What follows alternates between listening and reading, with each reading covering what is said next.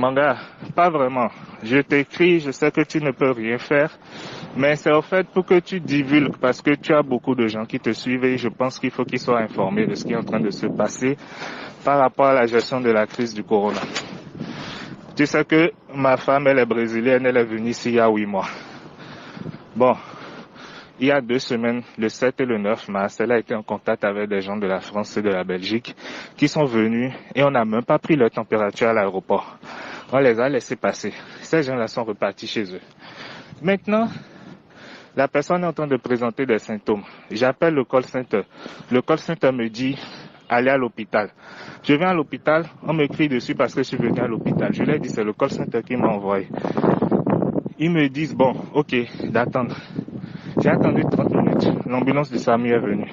L'ambulance du SAMU vient, la voit de loin, il descend et puis il remonte dans le véhicule et il dit qu'il va au centre voir si on peut la recevoir. C'est après qu'on a appelé plusieurs fois. Ils sont revenus après 1 heure de temps. 1 heure de temps. Et ils sont en train de nous balader depuis. Attends, je t'envoie un autre audio. Bonsoir madame. C'est moi que vous avez eu au téléphone il n'y a pas longtemps par rapport au cas suspect de Covid-19. Bon, je vais vous faire un résumé de tout ce qui s'est passé depuis hier. Hier, toute la journée, la personne se sentait mal. On est en train d'observer. Elle avait mal à la gorge. Elle a de la fièvre. Enfin, elle a toujours mal à la gorge. Elle a de la fièvre. Elle a des difficultés à respirer. Et puis, elle a mal partout dans son corps. Donc, on a appelé hier le 51 0400 à 19h10. L'orientation qu'on a reçue du numéro, c'était qu'il fallait qu'on observe et au besoin d'aller à l'hôpital et qu'une fois à l'hôpital, compte tenu de ce qu'il nous dirait, on appelle le SAMU. Donc, on a attendu ce matin, les symptômes ne sont pas passés et on est venu à l'hôpital. On vient à l'hôpital, on nous dit d'aller aux urgences. On vient aux urgences, le monsieur des urgences déjà commence en s'énervant en disant qu'on ne devait pas venir aux urgences. Je lui ai dit oui, que moi je suis conscient de cela, mais que c'est parce qu'on nous a dit qu'il fallait venir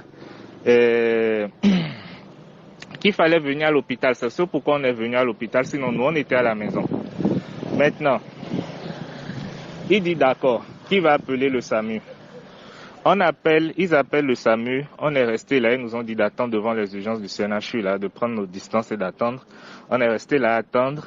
30 minutes après, le SAMU vient. Le monsieur du SAMU, il vient, il descend du véhicule, il regarde le sujet de loin, il s'est même pas approché, il regarde de loin, il remonte dans son véhicule et puis il dit qu'il va demander au centre s'il peut l'emmener au centre. Donc il est parti. Au moment où il partait, j'ai même dit, mais est-ce que c'est pas plus simple d'appeler le centre et de savoir? Il est parti quand même. Il part, on est resté là, 30 minutes passent, rien, 45, rien. 1 heure après, moi, je rappelle un docteur que je connais ici, je l'informe de la situation. C'est lui qui a commencé à les déranger, et puis finalement, ils sont arrivés en fracas au CNHU, ils ont fait tout le cinéma, tout et tout, ils sont venus, oui, qu'il faut partir en urgence. Bon, moi, je me disais qu'ils voulaient nous prendre en charge. Je les ai suivis. Ils nous ont emmenés quelque part à côté de l'immeuble de la BCAE, l'immeuble Cori, ils ont dit que c'est le site.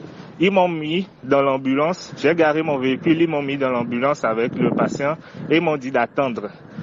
On attend, l'ambulance démarre sans même nous prévenir vers où on allait, l'ambulance démarre encore, nous ramène au CNHU aux urgences. On est au CNHU aux urgences, on attend. Finalement, le monsieur me passe son numéro, il m'écrit son numéro de téléphone sur un papier, l'ambulancier là. Il me donne son numéro de papier, son numéro de téléphone sur un papier qu'il colle sur la vitre du truc qui sépare de l'ambulance et me dit de l'appeler. Je l'appelle, il m'explique que c'est comme ça, il est allé au centre et qu'il a vu le docteur tel, qu'il a vu tel, et qu'ils lui ont dit qu'il fallait qu'on revienne aux urgences au CNHU pour être pris en charge, qu'il devait nous faire les tests, tout et tout à nous deux. Donc, d'attendre un peu. Je dis d'accord, il n'y a pas de souci. J'attends. Il m'appelle après, Moi, j'étais au téléphone quand ils m'ont appelé. Je descends de l'ambulance avec le téléphone en main parce que j'étais au téléphone. Le professeur ou le docteur, je sais pas, qui se met à me crier dessus que lui, que je dois déposer mon téléphone, qu'on est en train de parler de... Donc, je vous envoie l'audio qu'ils nous ont appelé maintenant pour dire que il fallait venir, qu'ils voulaient parler. Mais c'était pour dire quoi? J'étais en train de vous expliquer que j'ai dû quitter l'ambulance parce que le médecin, le professeur, je pense que c'est un professeur Assou ou Topofit, je sais pas, qui commence à nous crier dessus, que ceci, cela. Moi, je lui ai dit que j'étais là avant 9 heures et que je ne vais pas accepter qu'il me traite de cette façon, donc je suis parti. Donc c'est après, il y a un docteur qui m'a appelé, qui dit non, de revenir aux urgences, tout et tout, que si le ministre apprend cela, que ceci, que cela. Donc moi, par respect pour le docteur, parce que je le connais, je suis revenu aux urgences. Et je viens aux urgences, vous savez ce qu'ils disent maintenant, de repartir à la maison et qu'ils viendront nous prélever à la maison. Donc on est ici depuis 9 heures. Depuis 9 heures, nous sommes ici. Depuis 9 heures, ils nous ont balandé en ambulance, ils nous ont fait aller à gauche, à droite, ils nous ont fait poireauter au soleil pour nous dire maintenant de repartir à la maison. Est-ce que vous vous rendez compte de ce qui est en train de se passer, de la gestion d'une crise? Bon, je n'ai dit que ça, cet audio, je vais le publier. C'est ça, je te dis. Ils l'ont pas testé.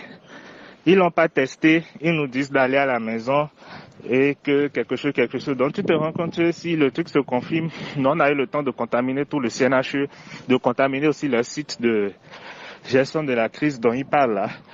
Et ils nous disent encore de rentrer à la maison et de continuer à propager la chose.